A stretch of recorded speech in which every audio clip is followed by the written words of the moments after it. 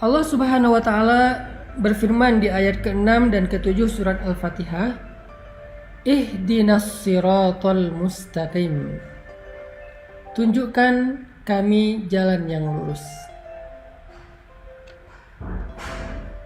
Tunjukkan kami jalan yang lurus.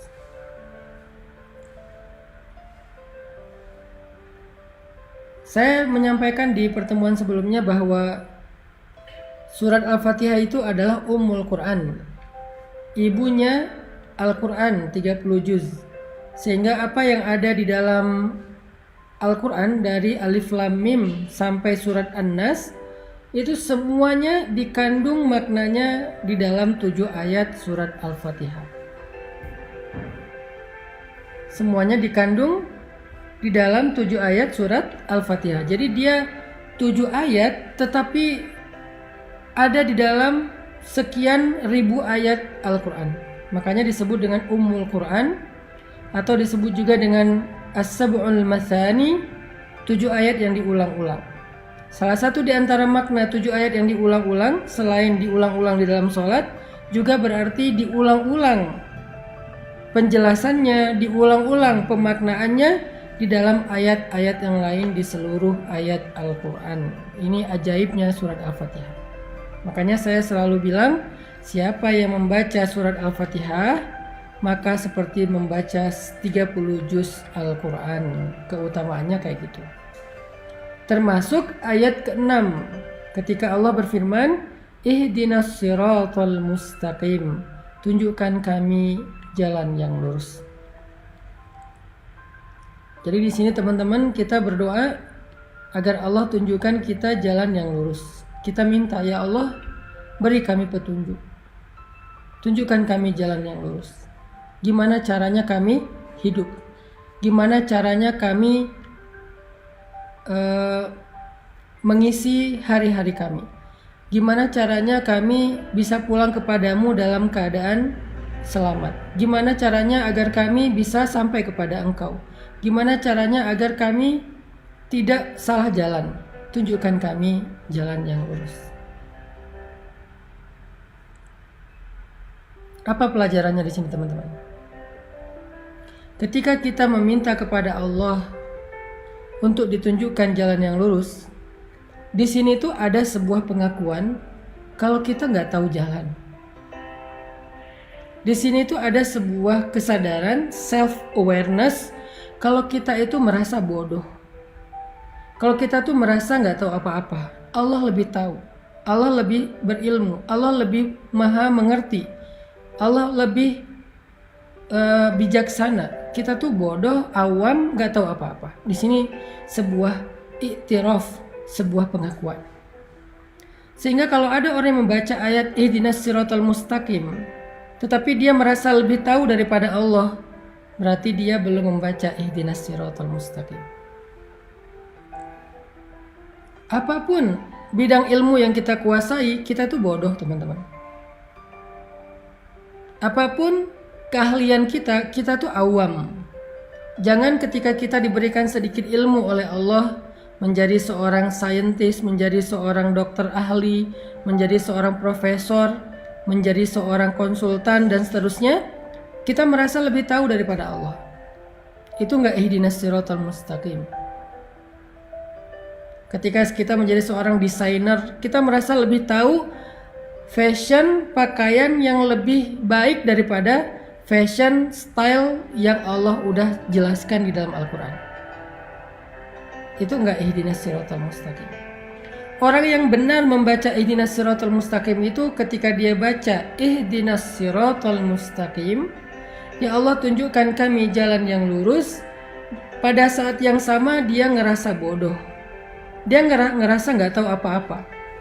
Dia ngerasa nggak ngerti apa-apa. Dan dia jujur minta petunjuk dari Allah, yang kalau Allah beri petunjuk dia akan ikuti. Itu baru benar membaca Al-Fatihah. Itu baru benar membaca Ihdinas siratal mustaqim.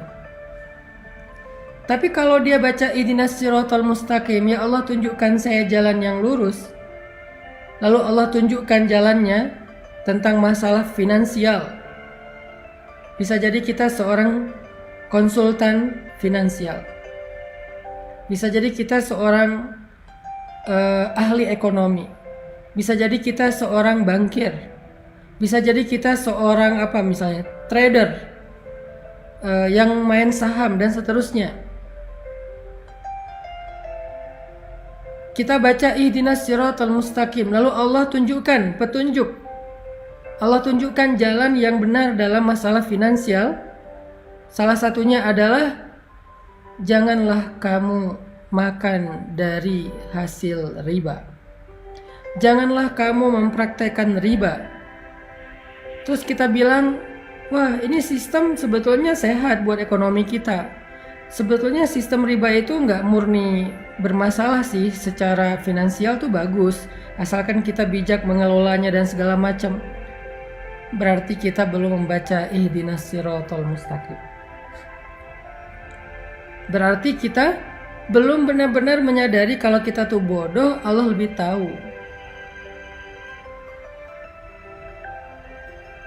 Rabbi, ana jahilun wa anta alimun. Ya Rabbi, saya itu bodoh dan Engkau Maha Tahu. Makanya saya bertanya kepadamu, makanya saya meminta kepadamu, ihdinas siratal mustaqim. Kalau kita bertanya kepada seseorang, terus kita membantah, kira-kira apa pendapat orang tentang itu? Berarti kita nggak bertanya, kita sok tahu, atau kita mengetes dia, atau kita keras kepala dan seterusnya. Makanya kalau kita baca ihdinas siratal mustaqim yang benar, haqqut tilawah, kita mulai dengan self awareness. Kita mulai dengan kesadaran tau'iyah, wa'yun nafs, kesadaran diri. Kita mulai dengan iktiraf, pengakuan bahwa kita bodoh, Allah Maha bijaksana, Allah Maha tahu. Makanya kita minta kepada Allah. Makanya kita bertanya kepada Allah. Makanya kita memohon kepada Allah, ihdinas siratal mustaqim. Ya Allah, tunjukkan kami jalan yang lurus.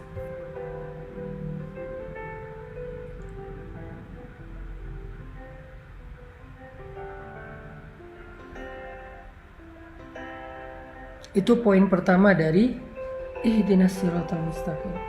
Begitu juga nanti kasus-kasus yang lain dalam kehidupan kita, tentang parenting, tentang fatherhood, tentang super mom, tentang ibu, tentang ayah, tentang orang tua kepada anak harusnya kayak gimana. Allah udah ngasih kita beberapa guidance cara mendidik anak yang paling baik. Terus kita sebagai konsultan parenting, konsultan pendidikan anak, nggak mau percaya dengan pendidikan, dengan konsep pendidikan atau petunjuk pendidikan yang ada di Al-Quran, bahwa mengajarkan Al-Quran dari kecil, mengajarkan sholat dari kecil dan seterusnya. Kita nggak percaya, kita lebih percaya dengan kurikulum buatan kita sendiri atau buatan manusia atau buatan para ahli katanya. Berarti kita belum benar-benar punya self awareness saat membaca ihdinas siratal mustaqim. Apapun tentang kehidupan kita,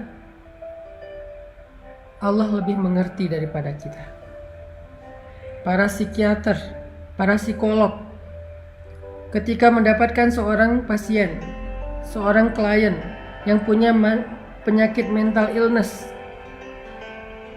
sakit mentalnya, lalu Allah Subhanahu wa Ta'ala memberikan solusi di dalam Al-Quran, yaitu dengan memperbanyak sholat, sedekah dan zikir. Di dalam surat Al-Ma'arij, manusia itu halu'a, jazu'a, manu'a, labil intinya, illal musallin, kecuali orang yang sholat dan dawam dengan sholatnya. Artinya memperbanyak sholat sunnah, ada terapi ibadah. Dia nggak mau menyarankan terapi spiritual karena dia nggak percaya dengan spiritual healing. Dia lebih percaya dengan psikologinya, dan psikologinya berasal dari Sigmund Freud, bukan berasal dari Al-Quran. Bahkan kadang-kadang bertabrakan teorinya. Berarti dia belum membaca ihdinas siratal mustaqim. Dia merasa lebih tahu daripada Allah. Padahal Allah bilang, wallahu ya'lamu wa antum la ta'lamun. Allah lebih tahu dan kalian tidak tahu. Huwa a'lamu bikum idh ansha'akum minal ard wa idh antum ajinnatun fi butuni ummahatikum. Dia lebih tahu daripada kalian sejak kalian diciptakan dari tanah atau kalian masih janin di dalam perut ibu-ibu kalian. La tuzakku anfusakum. Jangan merasa sok tahu, merasa udah paling pintar, kata Allah.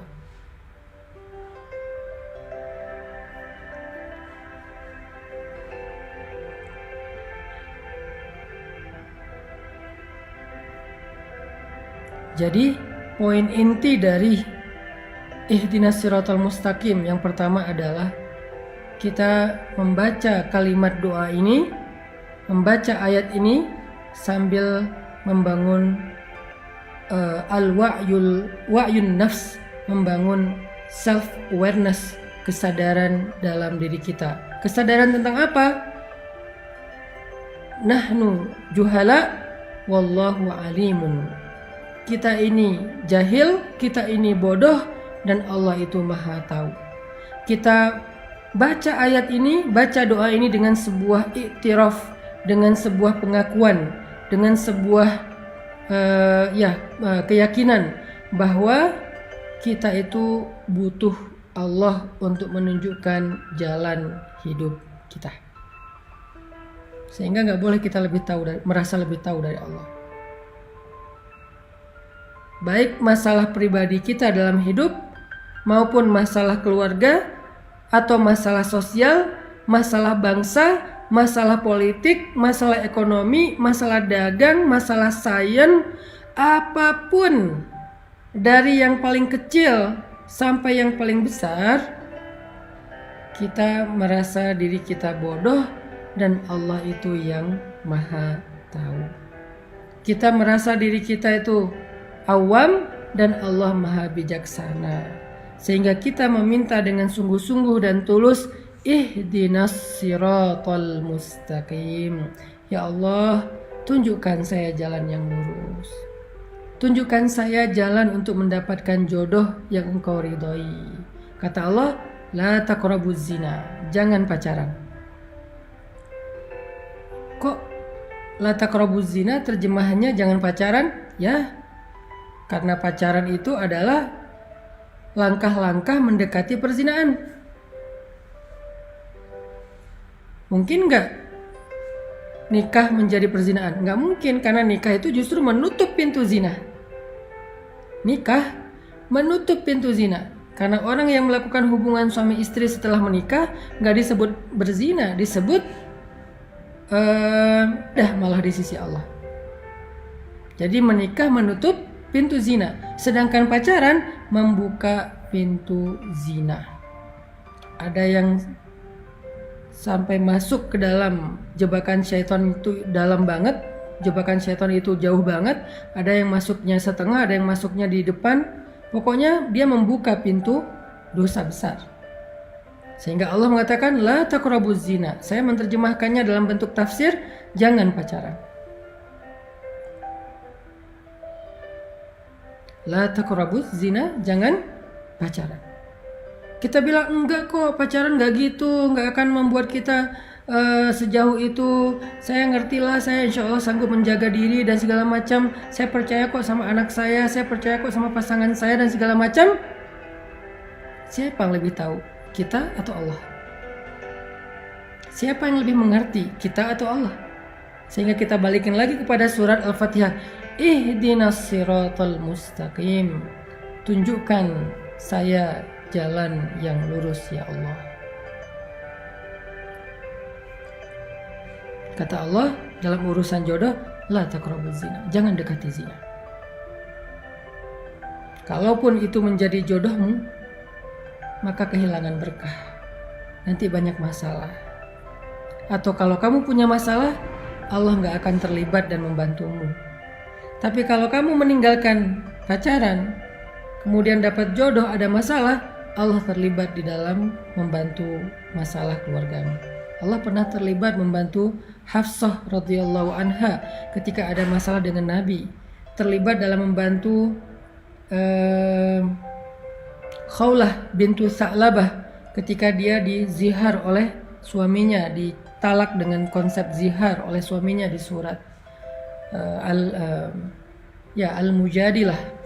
Allah membantu Hafsah di surat At-Talaq. Allah membantu Sayyidah Aisyah di dalam surat At-Tahrim, dan banyak lagi ayat-ayat Allah terlibat membantu permasalahan rumah tangga Nabi dan para sahabat. Kenapa Allah sampai turun tangan dalam masalah rumah tangga?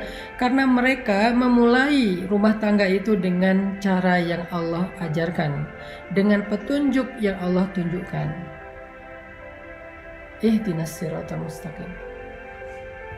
Tapi ketika dia memulai rumah tangga itu bukan dengan cara yang Allah ajarkan, bukan dengan petunjuk yang Allah turunkan, nanti ketika ada masalah, Allah nggak akan terlibat. Dan itu hak Allah. Kita nggak melibatkan Allah kok dari awal. Kenapa kita maksain Allah terlibat di tengah atau di akhir? Kan nggak fair dong.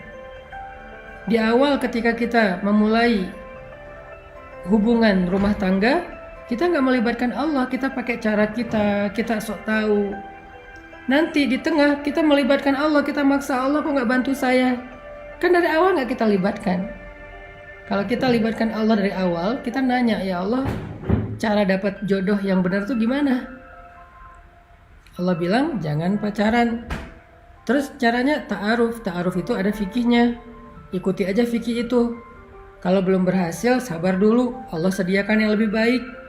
Kalau belum datang juga, sabar dulu. Berarti yang lagi disiapkan itu istimewa, makanya butuh waktu.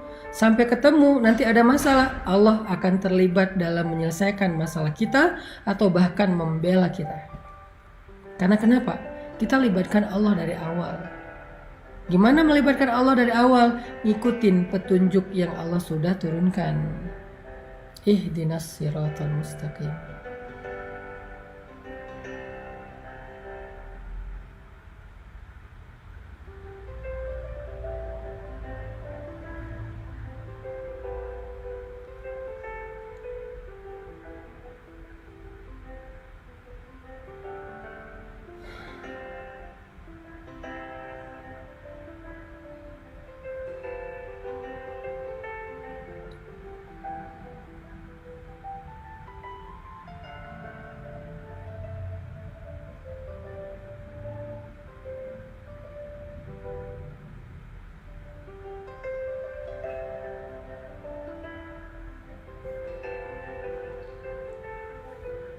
Itu poin pertama teman-teman, tentang ihdinas siratal mustaqim,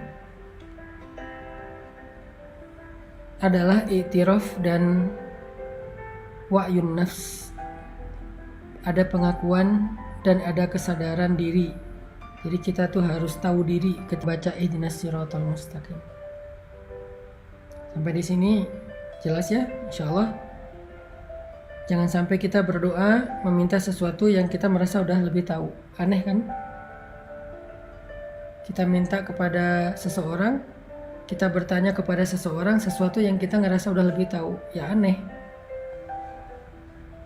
Kalau kita bertanya kepada seseorang, kita harus yakin bahwa kita emang nggak tahu dan kita yakin orang itu lebih tahu dari kita, makanya kita nanya. Kalau nggak disebut basa-basi atau ngetes. Gak mungkin kita baca ihdinas siratal mustaqim untuk ngetes Allah. Jangan sampai juga kita baca ihdinas siratal mustaqim sekedar basa-basi doang. Kalau kita basa-basi, Allah juga basa-basi. Kita minta petunjuk Allah, basa-basi, Allah kan tahu isi hati kita. Bahwa kita merasa lebih tahu dari Allah dan gak percaya dengan omongan Allah. Nanti Allah juga akan basa-basi loh sama kita. Basa-basi bantuin kita, basa-basi ngeijabah doa kita, basa-basi memperlakukan kita. Nauzubillah. Jangan basa-basi sama Allah. Jujur aja, karena Allah lebih tahu isi hati kita. Pas kita berdoa ihdinas siratal mustaqim, jujur aja di dalam hati kalau kita itu emang gak tahu dan kita percaya Allah lebih tahu. Dan kita percaya gak ada yang lebih tahu daripada Allah. Sehingga apapun yang Allah akan tunjukkan kepada kita, semua benar, gak ada yang salah. Karena kita yakin Allah lebih tahu, dan berarti benar. Apa yang Allah akan ngomong kepada kita benar. Ya Allah, tunjukkan saya cara mencari rezeki yang halal.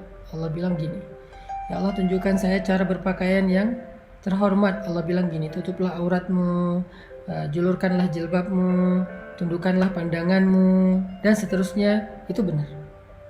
Ya Allah, tunjukkan saya cara misalnya mendidik anak yang benar. Allah bilang begini, ajarkan dia sholat, jaga dia dari api neraka. Itu yang paling benar. Jadi ketika kita minta petunjuk Allah itu bukan cuman ihdinas siratal mustaqim tanpa alasan, tanpa makna yang jelas, harus jelas.